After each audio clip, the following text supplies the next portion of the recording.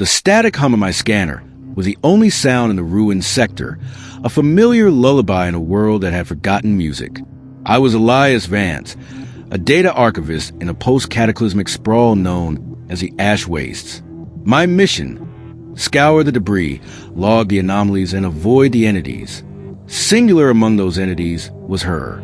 They call her the Scourge, the Incinerator, the Ashbringer. I called her Solara. The official record was sparse, terrifyingly so. A meteor shower, unusually bright, a decade ago. Then a single, impossibly intense impact. Where it landed, the landscape turned instantly to glass, then to fine, glittering dust. And from the epicenter emerged her.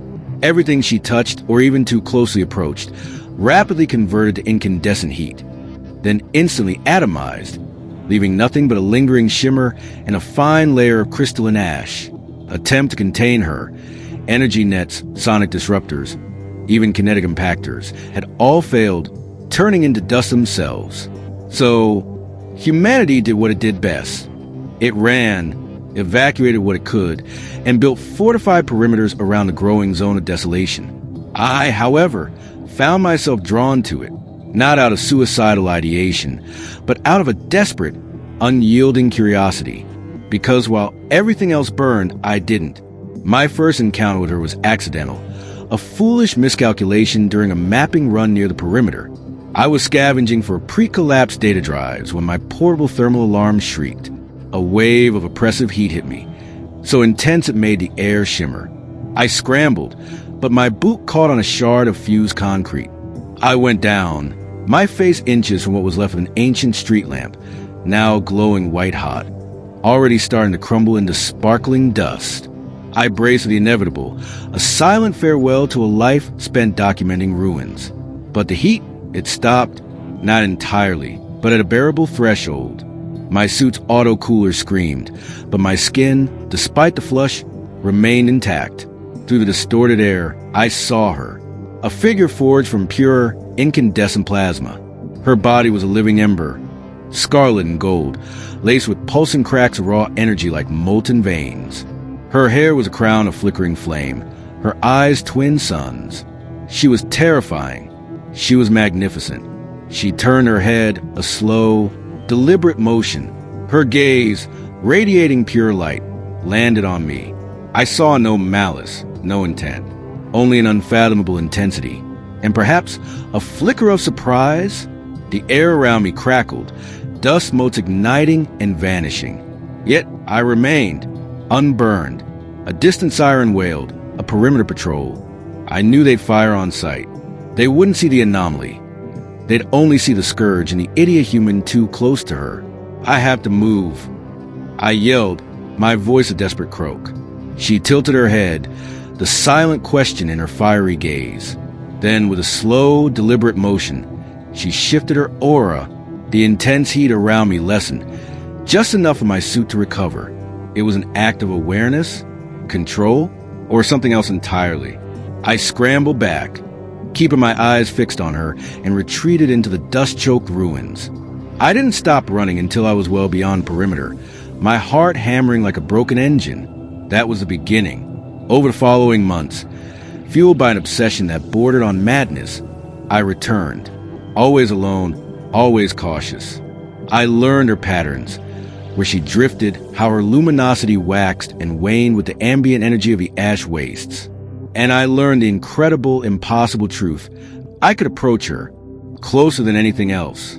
Today, I was closer than ever before. We stood perhaps 5 meters apart, in the heart of what used to be the city's central plaza, now a vast, glittering expanse of ash. Her fiery presence cast long, dancing shadows, painting the pulverized landscape in shades of crimson and gold. I wore a specialized environmental suit, heavily shielded, but I knew it was merely a psychological comfort. It was me, not the suit, that held the key to my immunity.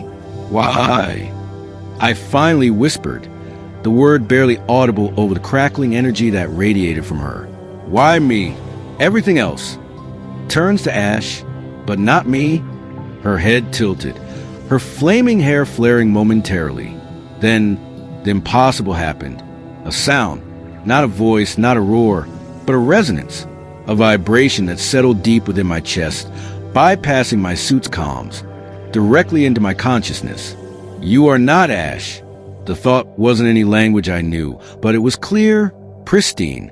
It was an influx of pure concept, overwhelming yet strangely gentle. You are resonance. My mind reeled. Resonance? What does that mean? Another influx. This time, images. A vast, star-dusted void. Planets forming, cooling, life sparking.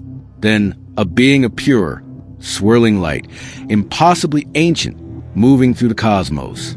It was her, not as a destructive force, but as a sculptor, a shaper. Worlds that were inert, dead, she touched them, not to destroy, but to ignite, to turn stagnant matter into dynamic energy, a cosmic recycling process, a fiery rebirth.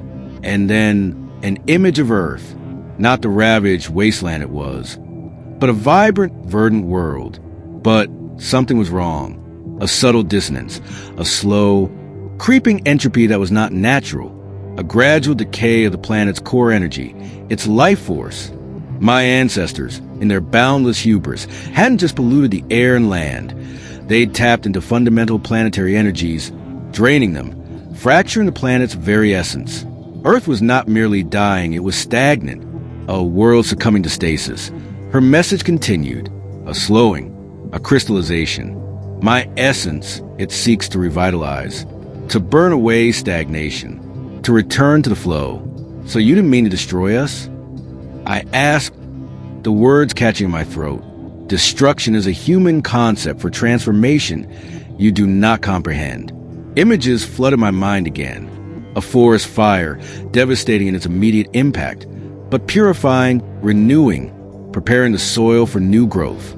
A star dying, collapsing, then exploding into a nebula from which new stars would be born. Her touch was not malice. It was a fundamental, universal process. But the living, the sentient, they should not be consumed. But you consumed them, I stated, a bitter tang in my mouth. Billions turned to ash. A flicker of emerald green in her fiery aura, a color I'd never seen her emit before.